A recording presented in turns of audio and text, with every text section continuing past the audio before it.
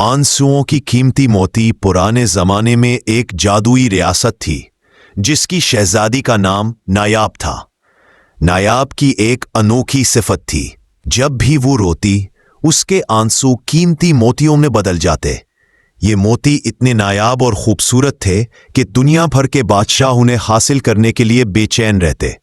मगर नायाब जानती थी कि अगर दुश्मनों को उसके इस राज का इल्म हो गया तो वो उसकी रियासत पर कब्जा कर लेंगे और उसके लोगों को नुकसान पहुंचाएंगे। इसलिए उसने फैसला किया कि वो कभी किसी के सामने नहीं रोएगी। नायाब के दिल में बहुत से गम छुपे थे। उसकी माँ बचपन में ही वफात पा गई थी और उसके वालिद बादशाह हमेशा सल्तनत के कामों में मसरूफ रहते।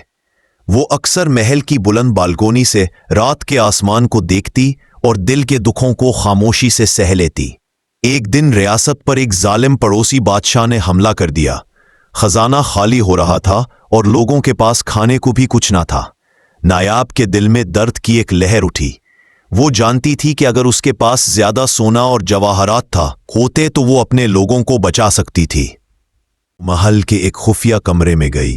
अंधेरे में खड़ी होकर उसने अपनी माँ की याद में रोना शुरू किया। आंसू मोतियों में बदलकर उसके कदमों में गिरने लगे। उसने वो तमाम मोती जमा किए और अगली सुबह महल के खजाने में डाल दिए। ये मोती फरोख्त करके रियासत ने ना सिर्फ दुश्मन का हमला रोक दिया बल्कि लोगों के लिए खुराक और कपड़ों का बंदोबस्त भी कर दिया। मगर किसी को यह मालूम ना हुआ कि ये मोती कहाँ से आए। नायाब ने अपनी आंखों के आंसू फिर कैद कर लिए, क्योंकि वो जानती थी कि ये राज हमेशा पोशीदा रहना चाहिए। वो मुस्कुराकर अपने लोगों के दरमियान रही, लेकिन उसके दिल में एक खामोश दर्द हमेशा मौजूद था। यूं शहजादी नायाब ने अपनी कुर्बानी और राजदारी से अपनी सल्तनत को बचाया और लोग हमेशा उसे बहादुर और नेक दिल मलका के तौर पर याद करते रहे।